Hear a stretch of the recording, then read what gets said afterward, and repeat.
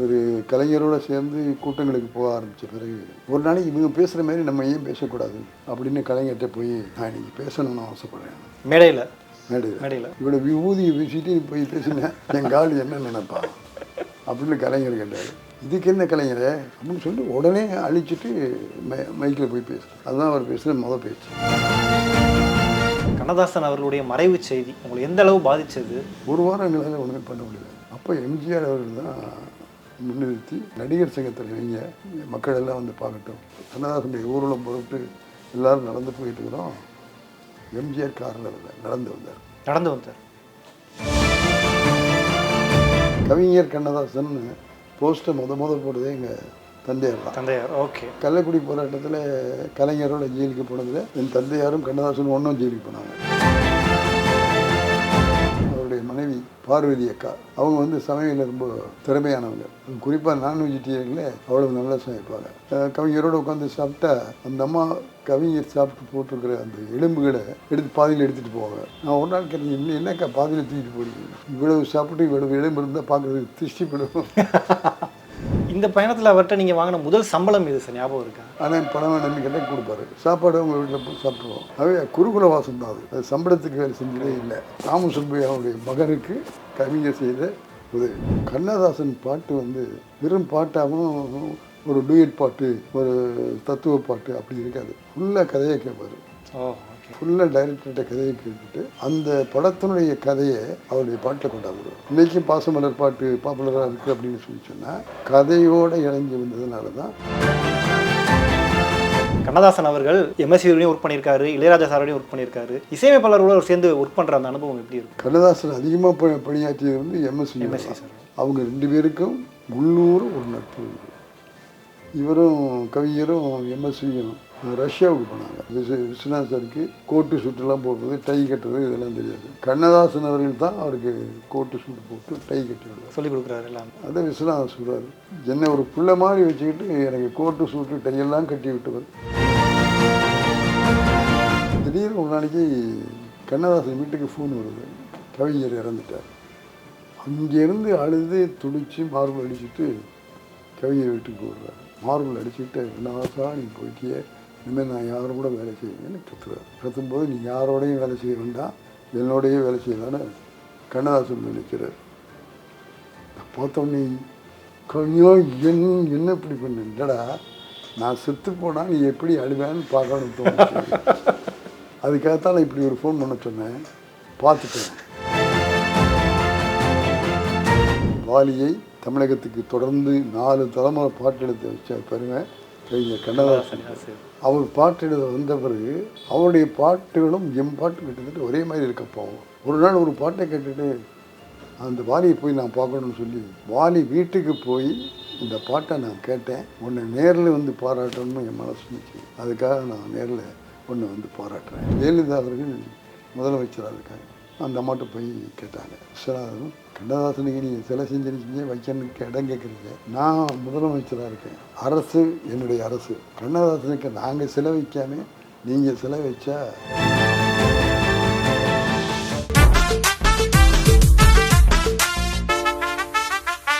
Periyar Maniamma Institute of Science and Technology, Tanjavur. Mechanical engineering with specialization in energy engineering, robotics and industrial automation. Kumudam நேயர்களுக்கு வணக்கம். நான் உங்கள் ரஞ்சித்.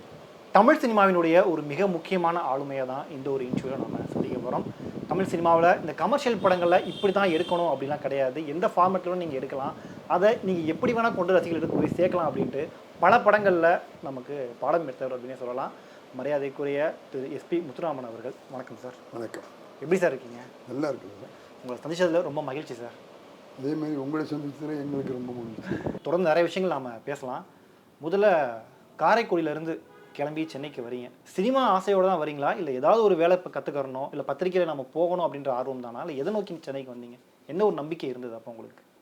காரைக்குடியில் என்னுடைய பெற்றோர்கள் ராமசுப்பையா விசாலாட்சி சுயமரியாதை இயக்கத்தில் பணியாற்றிட்டாங்க. தந்தை பெரியாரோடும் பேரறிஞர் அண்ணாவோடும் அந்த பகுதியில் திராவிட இயக்கத்தை வளர்த்தவர்கள் என்னுடைய பெற்றோர்கள். ஆகவே எங்கள் தலைவர்கள் எல்லாம் அங்கே வருகிற போது அந்த ராமநாதபுரம் மாவட்டம்னு பேர், அந்த ராமநாதபுரம் மாவட்டம் சுற்றுப்பயணம் போட்டு வருவாங்க. வந்தவங்க எங்களுடைய வீட்டில் தான் வந்து தங்குவாங்க. ஓகே. தந்தை பெரியாரும் பேரறிஞர் அண்ணாவும் கலைஞரும் புரட்சி தலைவர் இப்படி எல்லா தலைவர்களுமே எங்கள் வீட்டில் வந்து தங்குவாங்க. அவர்களோடு பழகுகிற வாய்ப்பு எங்களுக்கெல்லாம் கிடைச்சது. அதனால் என்னாச்சுன்னா முதல்ல இருந்தே சமூகம், சமுதாயம், கட்சி, பேச்சு, கவிதை இப்படியெல்லாம் வந்ததுனால அந்த உணர்வு எங்களுக்கெல்லாம் ஏற்பட்டது. ஒரு ப்ராப்பரான அரசியல் குடும்பம் தான். நிச்சயமாக 4 தலைமுறையாக பெரியார், அண்ணா, கலைஞர், எம்ஜிஆர் எல்லார் காலத்துலேயுமே என்னுடைய தந்தையார் இருந்திருக்காங்க. ஆனால் கட்சியெல்லாம் மாறினதில்லை. திராவிட கழகத்தில் இருந்தார், திராவிட முன்னேற்ற கழகத்தில் இருந்தார். கடைசியாக கலைஞருடைய நெருக்கமான தொண்டராக இருந்திருக்காரு.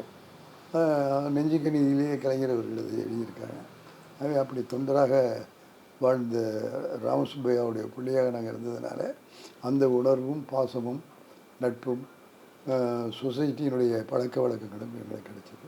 அதுக்கு முக்கியமாக காரணம் டி.கே. சண்முகம் நாடகத்தில் பெரிய பெயர் வச்சவர்கள். நாடகத்துக்கு போகும்போது எங்கள் வீட்டுக்கு வந்து எங்கள் அப்பாவோட பேசிட்டு திராவிட நாடு குடியரசில் வாங்கி படிச்சுட்டு அதுக்கு பிறகு தான் நாடகத்துக்கே போவாங்க. அப்படி போகும்போது தம்பி நாடகம் பார்க்க வரியா அப்படி நான் கூப்பிடுவாங்க. வரையான்னு அவங்க கூட போயிடுவேன். அவன் இப்படி போய் டிஎஸ் நாடகங்கள் பார்க்க போகும்போது அந்த நாடகக்கலையின் மேலே ஒரு விருப்பம் வந்தது. எப்படி நடிக்கிறாங்க, எப்படி சின்னமைக்கிறாங்க, எப்படி காட்சிகளை உருவாக்குறாங்கன்னு பார்க்கும்போது என்னை அறியாமலேயே அதில் ஒரு ஈடுபாடு வந்தது. ஸோ ஒரு பக்கம் குடும்பம் மூலமாக உங்களுக்கு அரசியல், எழுத்து இது மேலே ஆர்வம் வருது. சுற்றி நாடக கலைஞர்கள் இருந்ததால் அவங்க மூலம் இந்த சினிமா மீதும் ஆர்வம் வருது. நாடக கலைஞர் இந்த பயணத்தில் கண்ணதாசன் அவர்களுடைய முதல் சந்திப்பு எப்போ சார்? நான் சொல்கிறேன். சேர்ந்து எல்லாம் பண்ணியாச்சு. எஸ்எஸ்எல்சி பாஸ் பண்ணிட்டேன். எஸ்எஸ்எல்சி பாஸ் பண்ண உடனே என்னுடைய தந்தையார், என்னுடைய தாயார் எல்லாம் சேர்ந்து ஒரு பிஏஎம்ஏயாவது படிச்சிருப்பா அப்படின்னு சொன்னாங்க. அழகப்பா கல்லூரி அழகப்ப செட்டியார் கட்டி வச்சுருக்காரு. எல்லோரும் இந்த பகுதியில் படித்தாங்க, பட்டம் வாங்கினாங்கன்னா அதுக்கு பெரும் பொறுப்பு அழகப்ப செட்டியார் தான். வள்ளல் அழகப்ப செட்டியார் கல்லூரியில் போய் நீ படிச்சின்னா எங்களுக்கெல்லாம் திருப்பி ஆகும். நான் சொன்னேன், எனக்கு படிப்பில் இன்ட்ரெஸ்ட் இல்லை, எனக்கு சினிமாவில் தான் இன்ட்ரெஸ்ட் இருக்குது. நீங்கள் சொல்கிற பிஏ, எம்ஏ 2 எழுத்து, நான் படிச்சிருக்கிறது எஸ்எஸ்எல்சி 4 எழுத்து. அவை இந்த எஸ்எஸ்எல்சியே நீங்கள் பட்டமாக சொல்லிட்டு என்ன சினிமாவில் சேர்த்துவிடுங்க அப்படின்னு என் தந்தையார்ட்ட சொன்னேன். அவங்க யோசிச்சுட்டு கண்ணதாசன் என்னுடைய நண்பர் கட்சியில் இருக்கார், ஆக உன்னை கூட்டு போய் அவர்கிட்ட அறிமுகப்படுத்தி என்ன செய்யலாம் என்னென்னு கலந்து ஆலோசிக்கலாம் அப்படின்னு என்னை கண்ணதாசன்கிட்ட கூப்பிட்டு போனாங்க. கண்ணதாசன் பண்ண அண்ணன் என்ன வந்தீங்கன்னா அப்பா மேலே ரொம்ப மரியாதையாக பேசுவாங்க. அதுக்கு காரணம் இந்த கவிஞர் கண்ணதாசன் போஸ்ட்டை முத போட்டதே எங்கள் தந்தையார் தான். தந்தையார். ஓகே. அதேமாதிரி கள்ளக்குடி போராட்டத்தில் கலைஞரோட ஜெயிலுக்கு போனதில் என் தந்தையாரும் கண்ணதாசன் ஒன்றும் ஜெயிலுக்கு போனாங்க. ஓகே. ஆகவே என்னுடைய தந்தையார் கண்ணதாசன் இந்த மாதிரி தம்பி சேரணும் அப்படின்னு சொன்னோடனே அவர் சிரிச்சுட்டு, அண்ணே இப்போ தான் எஸ்எஸ்எல்சி படிச்சிருக்கான், உலகம் என்னன்னே தெரியாது, சினிமாங்கிறது பெரிய சமுத்திரம், அதை நீந்தணும்னா அந்த அனுபவங்கள் கொஞ்சமாவது இருக்கணும், உலக அனுபவம் இருக்கணும், அதெல்லாம் இருந்தால் தான் அந்த கலைத்துறையில் முன்னுக்கு வர முடியும். அது ஒன்று செய்யணே, பேசாமல் தம்பி என்கிட்ட விட்டு போயிடுங்க, 1 வருஷம் 2 வருஷம் நம்ம தென்றல்ங்கிற பத்திரிக்கை ஆரம்பிக்க போகிறேன், அந்த பத்திரிக்கையில் பணியாற்றட்டும், அவன் வெளியே எங்கேயும் தங்க வேண்டாம், என் வீட்லேயே தங்கிட்டு என் வீட்லேயே சாப்பிட்டுக்கிட்டு தென்றலில் வந்து வேலை செய்யட்டான், அவன் என்னை நம்பி விட்டுட்டு போங்க, நான் பார்த்துக்கிறேன்னு உறுதிமொழியாக சொல்லிட்டார். கண்ணதாசன் வீட்டிலையே சாப்பிட்டுக்கிட்டு அந்த குருகுல வாசம்னு சொல்லுவாங்கல்ல, அது மாதிரி கண்ணதாசனோட நான் குருகுல வாசம் இருந்தேன். அதில் ரொம்ப முக்கியமான விஷயம், அவருடைய மனைவி பார்வதி அக்கா, அவங்க வந்து சமையலில் ரொம்ப திறமையானவங்க. அவ்வளவு நான் வெஜிடேரியன், குறிப்பாக நான் வெஜிடேரியனில் அவ்வளவு நல்லா சமைப்பாங்க.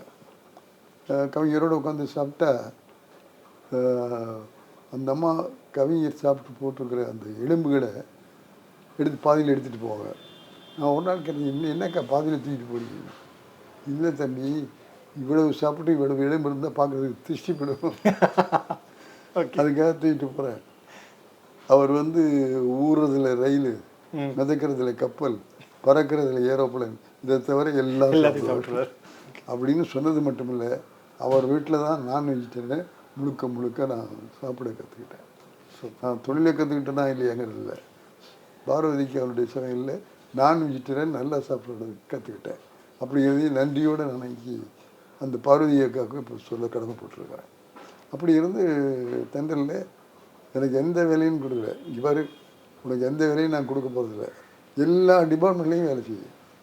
அப்படியே கீழே இருக்கிற ஆஃபீஸ் பாய், அந்த பையங்களில் இருந்து மேலே இருக்கிற உதவி எடிட்டர் வரையிலும் நான் உரிமையோடு பேசலாம் கேட்கலாம் அப்படின்னு எல்லோரும் கூப்பிட்டு சொல்லிட்டார்.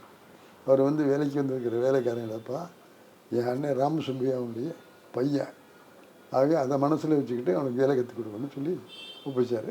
அவர் என்ன கூப்பிட்டு வேலை சொன்னாலும் உடனே போய் முடிச்சுட்டு வந்து அண்ணன் இப்படி முடித்தேன், இப்படி பண்ணேன், இப்படி பண்ணியிருக்கேன்னு அவர் போய் சொல்லுவோம்.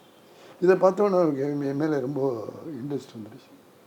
என்னை தம்பி தம்பின்னு கும்பிட ஆரம்பித்தார். இந்த பயணத்தில் அவர்கிட்ட நீங்கள் வாங்கின முதல் சம்பளம் எது சார், ஞாபகம் இருக்கா? முதல் சம்பளம் எவ்வளோ?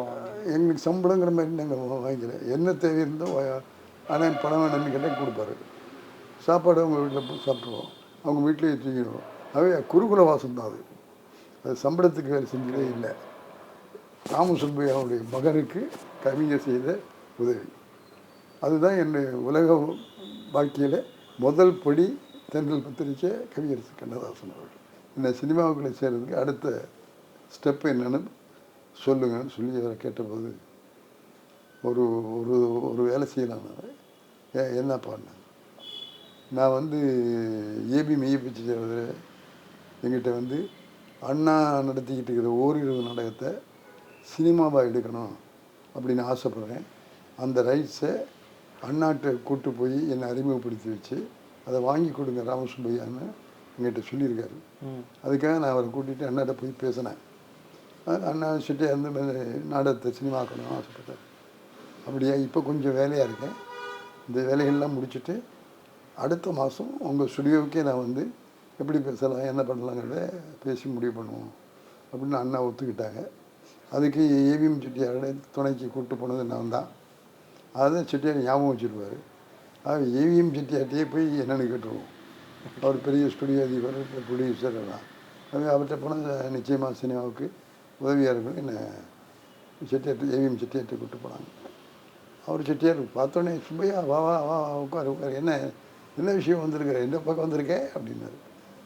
இந்த தம்பியை கூப்பிட்டு வந்திருக்கேன், அவன் எஸ்எல்சி படிச்சிருக்கிறான், அவனுடைய வேலை வந்து சினிமாவாக இருக்கணும்னு ஆசைப்பட்றான்.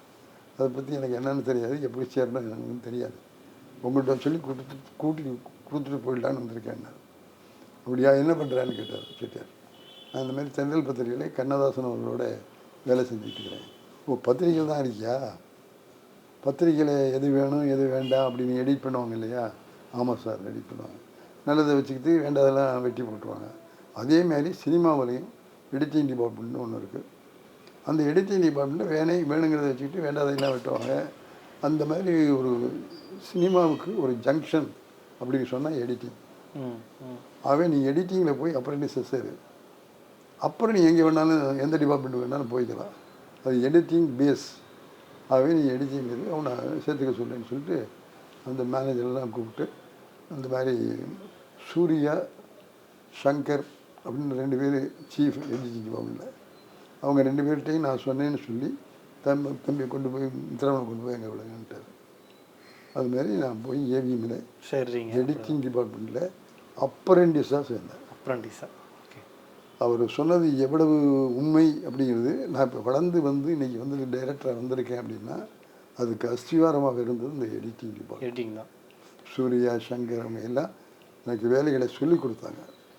அங்கே இருந்து எடிட்டிங்கில் வேலை செஞ்ச அத்தனை பேரும் என்னை பார்த்து ஒரு பத்திரிக்கைக்காரன் அப்படிங்கிற மாதிரி எனக்கு ஒரு மரியாதை கொடுத்து என்னுடைய தந்தையார் வேலை வச்சுக்கிட்டு செட்டியார் கூப்பிட்டு சொல்லியிருக்காருங்கிறதுக்காக எனக்கு தனி கவனம் செலுத்தி என்னை வந்து எடிட்டிங்கில் ஒரு எடிட்டராகிற அளவுக்கு என்னை தயார் பண்ணாங்க. கண்ணதாசன் பற்றி பேசிக்கிட்டு இருக்கும்போது அவருடைய பாடல்களை நாம் விட்டுட்டு பேச முடியாது. கண்ணதாசன் அவருடைய பாடல்கள், ஏன்னா நீங்கள் ஒரு ரசிகராக இருந்து பார்த்துருப்பீங்க, கூட இருந்து பார்த்துருக்கீங்க, ஒரு இயக்குனர் ஆன பிறகும் அவருடைய பாடல்களை பார்த்து ரசிச்சிருப்பீங்க.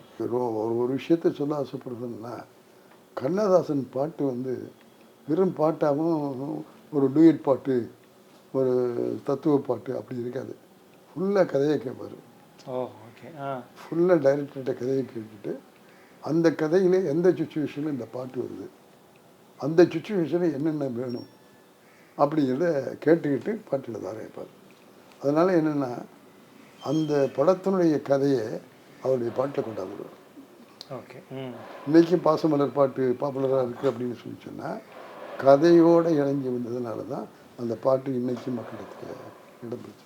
ஆகவே கண்ணதாசன் இருந்தது தமிழ் இலக்கியம் கவிதை அது மட்டும் இல்லை, படத்துக்கு கதைக்கு பாட்டு எழுதுகிற தன்மை அவனிடத்தில் இருந்தது. இதே மாதிரி ஒரு சுச்சுவேஷன் பயங்கர மகளை அந்த பர்த்டே விழா நடக்குது. அந்த விழாவில் பாட்டு பாடணும்னு முத்துராமன் சொல்லுவார். அந்த சுச்சுவேஷனில் யார் இந்த பொண்ணை கெடுத்தானோ அவன் அங்கே டிரைவராக வேலை செய்வான். அவன் அந்த காதலன் புருஷன் இந்த பொண்ணு 3 பேரையும் வச்சு பாடுகிற அந்த பாட்டு தான் சம்சாரம் என்பது வீணை. அந்த பாட்டை கேட்டிங்கன்னா அந்த பாட்டுக்குள்ளே இந்த விஷயம் எல்லாருமே இருக்கும். அதுதான் கண்ணதாசனுடைய பாப்புலாரிட்டிக்கும் எங்கள் திரையுலகத்தில் அவருடைய பாட்டுகள் நினைச்சு நிற்கிறதுக்கு காரணம் அந்த கதையோடு சேர்ந்து வருகிற கருத்துகளோடு அமைஞ்ச பாடல்கள் தான் காரணங்கிறது என்னுடைய கணக்கு. அதேமாதிரி என்னுடைய படங்களில் பல இதுக்கு பேசிட்டு, தம்பி நான் எழுதியிருக்கேங்கிறதுக்காக ஓகே பண்ணாத, உன் கதைக்கு வேண்டியது வந்துருச்சா சொல்லு அப்படின்னா நான் இன்னும் 2 பேரில் எழுதி தரேன் எழுதி கொடுப்பார். அவருக்கு வந்து நான் கீழே இருக்கவேன், நான் ஜூனியர் அப்படிங்கிறதான் இல்லை, என்னை டைரக்டராக மதித்து என்னென்னு கேட்பார். எந்த வேணும் உனக்கு கேட்டு வாங்கிக்கம்பார். அந்த அளவுக்கு அவர் அந்த கதையோடு ஒட்டி போயிடுவார். நீங்கள் கேட்டீங்களா சார் ஏதாவது அவர்கிட்ட? இது இந்த வரி வேணாம் வேறு வரி மாற்றி எல்லாம் சொல்லி ஒத்துப்பாரு, எல்லாம் கொடுப்பார், ஒன்றுமே பிரச்சனை இல்லை. படம் முடிஞ்சிருச்சு, எல்லாருக்கும் போட்டு கவிக்கும் போது கவிஞரையும் பார்க்கணும்னு ஆசைப்பட்டோம். நானும் பஞ்சனும் போய் இந்த மாதிரி நாங்கள் 2 பேரும் சேர்ந்து படம் பண்ணியிருக்கோம், நீங்கள் வந்து பார்த்துட்டு எங்களை வாழ்த்தணும், நிச்சயம் வர்றப்பான்னு வந்துட்டார். ஏவிஎம் ஸ்டுடியோவுக்கு வந்து படம் பார்த்தார். படம் பார்த்த உடனே நான் வர்றப்பா அப்படின்னு படத்தார். இங்கே 2 பேருக்கும் ஒன்றும் புரியல. படத்தை பார்த்துட்டு ஒரு அபிப்பிராயம் சொல்லாமல் போயிட்டார் அப்படின்னு. அவர் எப்போவுமே அந்த மாதிரி மொழியை போனாலும் போயிடுவார். நாங்கள் 2 பேரும் மறுநாள் காலையில் நேர வீட்டுக்கு போயிட்டோம். என்னென்ன இந்த படத்தை பார்த்தீங்கன்னா நாங்கள் 2 பேரும் பண்ணியிருக்கோம், ஒன்றுமே சொல்லாமல் வந்துட்டீங்களே. இல்லைப்பா, அந்த படத்தினுடைய தாக்கம் என் மனசில் இருந்தது, எதையும் சொல்லக்கூடிய அளவுக்கு எனக்கு அப்போ வாய் வரல. நீங்கள் 2 பேரும் இப்படி ஒரு படம் பண்ணியிருக்கீங்க அப்படின்னு நினச்சி அந்த சந்தோஷத்துலேயும் அந்த தாக்கத்துலேயும் நான் வந்தபோது உங்கள்கிட்ட இன்னும் நான் பேசலை. 2 பேருமே ஒரு அருமையான படம், விழிப்புணர்வு உள்ள படம், எல்லா மாணவர்களும் மாணவிகளும் புரிஞ்சிக்க வேண்டிய படம். அதை எடுத்துருக்கீங்க, நீங்கள் 2 பேரும் எடுத்துருக்கிறத பார்த்து நான் ரொம்ப பெருமைப்படுறேன் அப்படின்னு எங்களை பாராட்டி வாழ்த்தி தொடர்ந்து எங்களுக்கு பல படங்களுக்கு பாட்டு எழுதியிருக்காரு. அது இப்போ நான் சொல்லிக்கொள்ள ஆசைப்படுவது, திரையுலகத்தில் சுச்சுவேஷனை கேட்டுக்கிட்டு அந்த சுச்சுவேஷனுக்கு கதையோட பாட்டுகள் கொடுத்த பெருமை கவியரசு கண்ணதாசன் அவர்களுக்கு உண்டு. கண்ணதாசன் அவர்கள் எம்எஸ்சியோடையும் ஒர்க் பண்ணியிருக்காரு, இளையராஜா சாரோடையும் ஒர்க் பண்ணியிருக்காரு. இசையமைப்பாளர்களோட சேர்ந்து ஒர்க் பண்ணுற அந்த அனுபவம் எப்படி இருக்கும்? நீங்கள் பார்த்துருக்கீங்களா? அது எப்படி பண்ணுவாங்க? இல்லை அவங்க கண்ணதாசன் அதிகமாக பணியாற்றியது வந்து எம்எஸ்சி சார். எம்எஸ்சியும் கண்ணதாசனும் மியூசிக் டைரக்டர், பாடலாசிரியர், கவிஞர் அப்படிங்கிறது இல்லை. அவங்க 2 பேருக்கும் உள்ளூர் ஒரு நட்பு. எம்எஸ்சியும் கவிஞரும் கம்போசிங்கில் உட்காரல, ஒரு நாள் ஃப்ரீயாக இருக்காங்கன்னா இவருக்கு ஃபோன் பண்ணுவார் அல்லது அவருக்கு ஃபோன் பண்ணுவார். அந்த அளவுக்கு அவங்களுடைய நட்பு இருந்தது. இன்னும் இதை சொன்னால், இவரும் கவிஞரும் எம்எஸ்சியும் ரஷ்யாவுக்கு போனாங்க. ரஷ்யன் கவர்மெண்ட் இதை கூப்பிட்டு ஒரு நிகழ்ச்சிக்கு இவங்க 2 பேரையும் கூப்பிட்டு போனாங்க. அங்கே போகும்போது இவருக்கு விஸ்வநாத் சாருக்கு கோட்டு சுட்டுலாம் போடுறது, டை கட்டுறது இதெல்லாம் தெரியாது. கண்ணதாசன் அவர்கள் தான் அவருக்கு கோட்டு சூட்டு போட்டு டை கட்டி விடுவார், சொல்லிக் கொடுக்குறாரு எல்லாமே. இவர் டை கட்டி உடனே ஃபங்க்ஷனுக்கு போகிறப்பட போகிறாங்க, அண்ணன்னு ஓடி வந்தார். என்ன விஷயம்னாரு அப்படின்னாரு. சரி போயிட்டு வா, போக முடியாது. சரி கழட்டு, சின்ன சுட்டுலாம் கழட்டிட்டு போயிட்டு வந்து பல்லடியும் போட்டுக்கிட்டார். அதை விஸ்வநாதன் சொல்கிறார், என்னை ஒரு பிள்ளை மாதிரி வச்சுக்கிட்டு எனக்கு கோட்டு சூட்டு டையெல்லாம் கட்டி விட்டவர், கற்றுக் கொடுத்தவர் கண்ணதாசன் சொல்லுவார். திடீர்னு ஒரு நாளைக்கு கண்ணதாசன் வீட்டுக்கு ஃபோன் வருது, கவிஞர் இறந்துட்டார். அங்கேருந்து அழுது துடித்து மார்பு அடிச்சுட்டு கவிஞர் வீட்டுக்கு போடுறாரு. அவருடைய வீட்டு முற்றத்தில் உட்காந்து மார்பிள் அடிச்சுக்கிட்டு, கண்ணதாசா நீ போயிட்டியே, இனிமேல் நான் யாரும் கூட வேலை செய்வேன்னு கத்துறாரு. கத்தும்போது நீ யாரோடையும் வேலை செய்ய வேண்டாம், என்னோடையே வேலை செய்யலான்னு கண்ணதாசன் நினைக்கிறார். நான் பார்த்தோன்னே கொஞ்சம் என்ன இப்படி பண்ண இல்லடா, நான் செத்து போனால் நீ எப்படி அழுவேன்னு பார்க்கணும்னு தோணுச்சு. அதுக்காகத்தான் நான் இப்படி ஒரு ஃபோன் பண்ண சொன்னேன். பார்த்துட்டேன், அழுவாங்க, எனக்கு தெரிஞ்சு போச்சு. நீ நீ இல்லாமல் என்னால் அதை நினச்சி கூட பார்க்க முடியலன்னு கத்துனார். அந்த அளவுக்கு அவர்களிடத்தில் ஒரு ஒற்றுமை இருந்தது. அந்த இசையும் பாடலும் இணைந்தது போல கண்ணதாசனும் எம்எஸ்சியும் இணைந்தார்கள் என்பதை உங்களிடத்தில் தான் சொல்லிக்கொள்ள ஆசைப்படுறேன். அப்புறம் கண்ணதாசன் வந்து ஒரு ஈகோவோ பொறாமத்தனமோ எதுவுமே இல்லை. ஒரு நாள் கம்போசிங் சொன்னால் உங்களுக்கு தெரியும், எம்எஸ்சி தலைமையில் எல்லா வாத்தியம் வாசிக்கிறவங்களும் உட்காந்துருப்பாங்க. அவர் டியூன் போட்டுட்டு அந்த டியூனை தத்தகத்தில் வாசிக்கிட்டே இருப்பார், கவிஞர் பாட்டு சொல்லிகிட்டே இருப்பார். சில இடத்துல 5 நிமிஷத்தில் கூட பாட்டு எழுதியிருக்காரு. 5 நாளைக்கு பாட்டு வராமல் சில இடத்துல இருந்திருக்காரு. அந்த மாதிரி அன்னைக்கு போட்ட தத்தகத்தில் அந்த இசைக்கு வார்த்தை இல்லை. அவர் யோசிச்சுக்கிட்டே இருக்கார், இவர் வாசிக்கிட்டே இருக்கார். அப்போ காஃபி கொடுக்கறதுக்காக ஒரு ப்ரொடக்ஷன் பாய் உள்ளே வந்து காஃபி கொடுத்துட்டே இருக்கான். அந்த காஃபி கொடுத்துக்கிட்டு இருக்கிற பையன் அந்த டியூனை கேட்டுட்டு ஏதோ முணங்குறான். ஏய் அந்த பையன் இப்படி என்ன பண்ண? ஒன்றும் சார், நான் காஃபி கொடுத்தேன் சார்னா. நீ பாடினது என் காட்டில் சொல்லு அப்படின்னு அவன் வரைய சொல்லும்போது, விஷு கரெக்டாக இருக்குடா, என்ன தென்னகரத்தில் சொல்லி அதுக்கு அவன் சொன்ன வார்த்தை அதையே போடுனார். அதுதான் கண்ணதாசன்.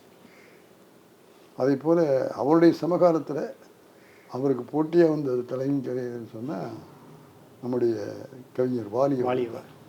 கவிஞர் வாலி வந்து இங்கே பாட்டு எழுதுறதுக்காக பல முயற்சிகள் பண்ணார். பல முயற்சிகளும் பெரிய வெற்றி கிடைக்கல. ஆகவே இது நமக்கு இந்த தொழில் சேராது, ஊருக்கு போயிடலாங்கிற அளவுக்கு பெட்டி பிடிக்கலாம் கட்டி வச்சுட்டு புறப்பட தயாராக இருக்கிற ஒரு சூழ்நிலை. அப்போ பிவி சீனிவாசன் எப்போ ஃப்ரீயாக இருந்தால் வாலி சாரோட வந்து பேசிக்கிட்டு இருப்பார். அதே மாதிரி பிவி சீனிவாசன் வந்தார். பேசிகிட்டே இருக்கும்போது நான் இந்த மாதிரி ஊருக்கு போகிற அளவுக்கு முடிவு பண்ணியிருக்கேன். ஆமாம், இன்றைக்கி என்ன பாட்டு பாடினீங்க? அவர் சொன்னார், சுமிதாங்கியில் கவிஞருடைய பாட்டு ஒன்று, ரொம்ப கருத்துள்ள பாட்டு, நல்ல சுச்சுவேஷன், பாடி கட்டுமையா அப்படின்னு உடனே பிவி சீனிவாசன் பாடினார்.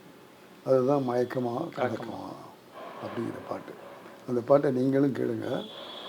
அந்த கருத்துக்கள் எந்த அளவுக்கு ஒரு மனுஷனை பாதிக்கும். அவர் முடிவு பண்ணியிருந்த ஊருக்கு போகிறது நிலையை விட்டுட்டு நான் ஊருக்கு போக மாட்டேன், கவிஞர் சொல்லியிருக்கிற இந்த வரிகளெல்லாம் என் மனசை புதுப்பிச்சிருக்கு, ஆகவே கஷ்டப்பட்டு நான் முன்னுக்கு வருவேன் அப்படின்னு வாலி சார் ஊருக்கு போகாமல் தொடர்ந்து பாட்டு எழுதுவேன்னு எடுத்த முடிவெடுத்த படம் சுமைதாங்கி. அந்த பாட்டு கவியரசர் கண்ணதாசன் எழுதிய மயக்கமா கலக்கமாக பாட்டு. ஆகவே ஒரு வாலியை தமிழகத்துக்கு தொடர்ந்து 4 தலைமுறை பாட்டு எழுத வச்ச பெருமை கவிஞர் கண்ணதாசன். அவர் பாட்டு எழுத வந்த பிறகு அவருடைய பாட்டுகளும் எம் பாட்டு கிட்டத்தட்ட ஒரே மாதிரி இருக்கப்போ, ஒரு நாள் ஒரு பாட்டை கேட்டுட்டு அந்த வாலியை போய் நான் பார்க்கணும்னு சொல்லி வாலி வீட்டுக்கு போய் இந்த பாட்டை நான் கேட்டேன். உன்னை நேரில் வந்து பாராட்டணும்னு என் மனசு இருந்துச்சு. அதுக்காக நான் நேரில் உன்னை வந்து பாராட்டுறேன். ரொம்ப நல்ல வரிகள், நல்ல தமிழ், அழகாக அந்த விழிப்புணர்வு காட்சிகள்லாம் வருது. அவருக்கு கை கொடுத்து மாற்றி விட்டு வந்தவர் கவிஞர். தனக்கு எதிரியே வந்திருந்தால் கூட அவருடைய திறமையை போய் பாராட்டி விட்டு வரக்கூடிய அளவுக்கு தன்னை உள்ளத்தை வளர்த்து கொண்டு வர கண்ணதாசன். அவரோட நான் பழகிய நாட்கள் 2 வருஷம். ஆகவே கவிஞரை வந்து நான் கவிஞராக, ப்ரொடியூசராக அப்படியெல்லாம் பார்க்கிறதை விட ஒரு குழந்தை உள்ள மனிதராக நான் பார்த்துருக்கிறேன். அவர் எப்போவுமே குழந்தை இருப்பார், சிரிப்பார், அந்த மாதிரி இருப்பாரே தவிர ஒரு பொறாமையோ சண்டை போடணுங்கிறதோ அதெல்லாம் இல்லாத ஒரு மனிதனாக, மனித நேயமுள்ள மனிதனாக வாழ்ந்தார். அவரே சொல்லுவார், நான் எப்படி வாழ்கிறேன்னா, இந்தியா ஜனாதிபதி போல் நிறைய சம்பாதிச்சு வாழ்கிறேன், அதே நேரத்தில் இந்தியா கடன் வாங்குற மாதிரி கடன் வாங்கி கஷ்டப்படுறேன்னு சொல்லுவார். அதுதான் உண்மையாக. பையன் என்ன பணம் இருக்குன்னு தெரியாது, பணம் வந்தால் செலவழிச்சிடுறாரு. ஆகவே பணம் வர்றதுக்கு முன்னால் கடன் கட்டுறதுக்கு தயாராக இருப்பார். ஆகவே வாழ்க்கையில் வந்து அவருக்கு இந்த மாதிரியான சிரமங்கள்லாம் நிறைய இருந்தது. எந்த சிரமம் இருந்தாலும் அந்த சிரமத்தையெல்லாம் மைண்டில் கொண்டு வராமல் டைரக்டர் சொல்கிறது, ப்ரொடியூசர் சொல்கிறது, சுச்சுவேஷனுக்கு தகுந்த மாதிரி பாட்டு எழுதி என்றைக்கும் எப்பவும் விஸ்வநாதன் வாய்ச்ச உடனே பாடலை சொல்கிற அளவுக்கு இத்தனை 1000 பாடல்களை அவர் சொன்னார்னா அது வந்து அவர்கிட்ட இருந்த தமிழ் திறமை, அந்த வளர்ச்சி. அவன் நான் மேடையிலலாம் சொல்லுவேன், குற்றாலத்தில் நீர்வீழ்ச்சி சீசனுக்கு சீசன் தான் கொட்டும், ஆமாம், மற்ற நாளில் கொட்டாது. ஆனால் கவியரசனுடைய கவிதை, கவியரசனுடைய பாடல்கள் 365 நாளும் நீர்வீழ்ச்சியாக அந்த தமிழ் கொட்டி கொண்டே இருந்தது. இதுதான் உண்மை. அது எப்படி வருதுன்னு தெரியாது. அந்த மாதிரி சுச்சுவேஷன் சொன்ன உடனே வார்த்தை சொல்லுவார். அந்த திறமை அவர்கிட்ட இருந்தது. அதில் பத்திரிகையாளர் ஒருத்தர் போய் கேட்டார், சொன்னார், இப்படி கவிதையை அருவி மாதிரி கொட்டுறீங்களே, உங்களுக்கு யார் குருன்னு கேட்டாங்க. எந்த விதமான தயக்கமும் இல்லை, எனக்கு குரு என் தாய் பாடிய தாலாட்டுக்கு. எங்கள் செட்டிநாட்டில் தாலாட்டும் போடுவாங்க, ஒப்பாரியும் போடுவாங்க, எதுவும் படிக்காத அந்த பெண்கள். அப்புறம் அவர்கிட்ட நாங்கள் ரொம்ப வருத்தப்படுற ஒரு விஷயம் என்னென்னா, இவ்வளவு கவிதை இவ்வளவு இதுன்னா சம்பாத்தியத்தில் கவனமே செலுத்துறதில்லை. வரும் செலவாகவும் வரும் செலவாகணும் சில பேர் நினச்சிட்டு வந்தார். அந்த சூழ்நிலையில் கட்சியை விட்டு வந்துட்டார். இந்த அதிகமாக கவிஞருக்கு ரொம்ப மரியாதை கொடுத்தவர் நம்முடைய சின்னப்பத்தேவர். அவர் பாட்டுக்கு இவ்வளோ உருவானலாம் சொல்ல மாட்டார், அள்ளி கொடுப்பார். இவர் போய் கஷ்டம்னா அங்கே தான் நிற்பார், உடனே கொடுத்துருவார். அந்த மாதிரியான நட்பு சின்னப்பத்தேவரோட கவிஞருக்கு இருந்தது. அதன் பிறகு கட்சி மாறி சம்பத் சாரோட போய் தமிழ் தேசிய இயக்கம்னு ஆரம்பித்தார். இந்த மாதிரிலாம் அரசியலில் வந்து நிலைப்பாடாக இல்லை. ஒரு நாளைக்கு அண்ணாவை ஓஹோன்னு போடுவார், அதுக்கு பிறகு திட்டுவார். காமராஜரை ஓஹோன்னு போடுவார், அப்புறம் காமராஜரை திட்டுவார். இந்த மாதிரி ஒரு நிலையில்லாத அரசியல் வாழ்க்கை. அந்த கட்சிகளையும் தலைவர்களையும் தேர்ந்தெடுக்கிற தடுமாற்றம், கட்சியில் போய் சேர்ந்து அதுக்கு செலவழித்த பணம், இதெல்லாம் பார்த்தா ரொம்ப கஷ்டமாக இருக்கும். ஆகவே இவ்வளவு சம்பாதிச்சும் இன்னும் வாழ தெரியலைங்கிற தனக்காக எதுவும் சேர்த்து வச்சுக்கல, அவர் தனக்காக எதுவும் சேர்த்து வச்சுக்காம இருந்துட்டு அவருக்கு அந்த அந்த எண்ணமே கையில் இது என்ன இருக்குது, என்ன செலவாச்சுங்கிறதே தெரியாது. அப்படி ஒரு வாழ்க்கை. இன்றைக்கு நூற்றாண்டு விழா கொண்டாடுகிறோம். நூற்றாண்டு விழா கொண்டாடுகிற போது ஒரு செய்தியை சொல்ல ஆசைப்படுகிறேன்.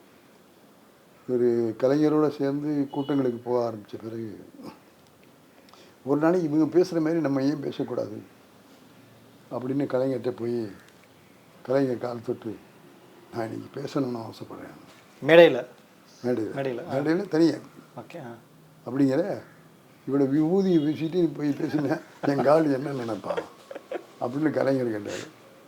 இதுக்கு என்ன கலைஞரே அப்படின்னு சொல்லி உடனே அழிச்சிட்டு மைக்கில் போய் பேசுகிறேன்.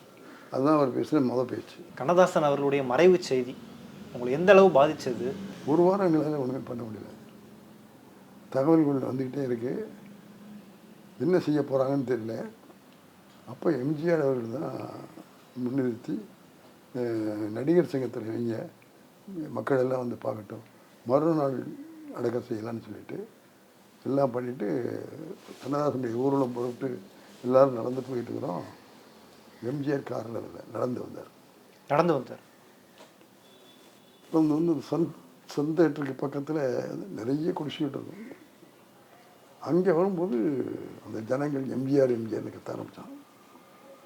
எம்ஜிஆர் கிட்டக்க வந்து, இது கவிஞருக்கு செய்கிற மரியாதை இல்லை, நான் பேசாமல் காரில் போய் அங்கே இதுக்கு போயிடுறேன், நீங்கள் எல்லாம் ஒருத்தர் நடந்தவரான்னு சொல்லிட்டு அதுக்கு பிறகு காரில் ஏறி அங்கே வந்தார். அங்கே வந்து அடக்கம் பண்ண உடனே அவர் சொன்ன விஷயம், இவ்வளவு திறமையாக நம்ம கவிதைகளையெல்லாம் கொடுத்து கவிஞருக்கு நாம் ஏதாவது செய்யணும், நிச்சயமாக செய்வோம், கவிஞர் பேரில் ஒரு மண்டபம் கட்டுவோம், அது காலகாலத்துக்கு நிலச்சிருக்கும் அப்படின்னு சொன்னார். அதே மாதிரி காரைக்குடியில் கண்ணதாசன் பேரில் மண்டபம் கட்டினார். கண்ணதாசன் அவருடைய இறப்பு செய்தி எம்எஸ்வி அவர்களை எவ்வளோ பாதித்தது? உண்மையாக எம்எஸ்வி அவர்களால் எப்படி பாதிச்சுன்னு கேட்டீங்களா? கண்ணதாசனோட வாழ்ந்த வாழ்க்கையை அவரால் மறக்கவே முடியாது. கண்ணதாசன் இறந்த பிறகு அவர் எப்போவுமே பீச்சுக்கு நடக்க போவார். அந்த மாதிரி மெரினா பீச்சில் நடந்து போயிட்டே இருக்கார். நடந்து போகும்போது ஒவ்வொருத்தருக்கும் சிலை வச்சுருக்கு. அந்த சிலைகளை எல்லாம் பார்க்குறாரு. ஒரு சிலைகிட்ட போய் அப்படியே நின்றாரு. நின்று அவர் மனசில் கவிஞருடைய வாய்ஸில் கேட்குற மாதிரி, எல்லாருக்கும் சிலை வச்சுருக்காங்க, பார்த்தேன், எனக்கு சிலை வைக்க மாட்டியா அப்படின்னு ஒரு கண்ணதாசனுடைய குரல் தன் காதில் விழுந்ததை கேட்ட உடனே நான் வைப்பேன் அப்படின்னு அவற்றையே சபதம் பண்ணிட்டு வந்து எல்லா மியூசிக் டைரக்டர்லையும் கூப்பிட்டு போய் ஒரு 3-4 ஊர்களில் கச்சேரி வச்சு பணம் கலெக்ட் பண்ணி கண்ணதாசனுக்கு ஒரு அழகான சிலை செஞ்சிட்டார். அந்த சிலையை வைக்கணும், எங்கே வைக்கணும்னு பேசும்போது கண்ணதாசன் வாழ்ந்த டி.நகரில் அந்த பனகல் பார்க்கு பக்கத்தில் அந்த இடம் சென்டர் சரியாக இருக்கும், அவர் வீடுக்கு பக்கத்தில் இருக்கிறதுனால அந்த கண்ணதாசனுடைய நினைவு வரும், ஆகவே அங்கே வைக்கலான்னு மனசில் முடிவு பண்ணிட்டாங்க. முடிவு பண்ணோடனே அப்போ ஜெயலலிதா அவர்கள் முதலமைச்சராக இருக்காங்க. அந்த அம்மாவை போய் கேட்கலான்னு சொல்லிட்டு அந்த அம்மாட்ட போய் கேட்டாங்க. அப்போ அந்த அம்மா, விஸ்வநாதன், கண்ணதாசனுக்கு நீங்கள் சிலை செஞ்சுருக்கீங்க, வைக்கணுக்கு இடம் கேட்குறீங்க, நான் முதலமைச்சராக இருக்கேன், அரசு என்னுடைய அரசு, கண்ணதாசனுக்கு நாங்கள் சிலை வைக்காமல் நீங்கள் சிலை வச்சா எனக்கு என்னமோ அது தப்பாக உள்ளதில் உணர்வு ஏற்படுது. அதே விஸ்வநாதன், நீங்கள் அந்த சிலையை எங்களுக்கு கொடுத்துருங்க, அரசுக்கு கொடுத்துருங்க, அந்த சிலையை நீங்கள் சொல்கிற இடத்துல நான் வைக்கிறேன், நான் வச்சு திறந்து வைக்கிறேன், அதே அதை நீங்கள் ஏற்றுக்குங்க அப்படின்னு சொன்னோடனே, ஆமாம் அரசு நான் செய்கிறவே அரசே செய்யணும்னு சொன்னது கவிஞரை கிடைக்கிற பெருமை எனக்கு ரொம்ப மகிழ்ச்சியாக இருக்குமா, நான் சிலையை கொண்டு வந்து அரசு கொடுத்துருன்னு சொல்லிட்டு அரசுக்கு கொடுத்தாங்க. அதே மாதிரி செல்வி ஜெயலலிதா அவர்கள் பெரிய விழா எடுத்து இந்த டி.நகரில் இப்போ சிலை இருக்கே அந்த இடத்துல அந்த சிலையை வச்சாங்க. அதுக்கு விஸ்வநாத் சாரோட கண்ணதாசனுடைய ரசிகர்கள் ஒரு டீம் ஒர்க் பண்ணி அந்த இதுக்கெல்லாம் சிலைக்கெல்லாம் இது பண்ணி பண்ணோம். சிலை வச்ச பிறகு ஒரு நாள் விஸ்வநாத் சார் சரவண சார் பார்க்க வந்தாங்க.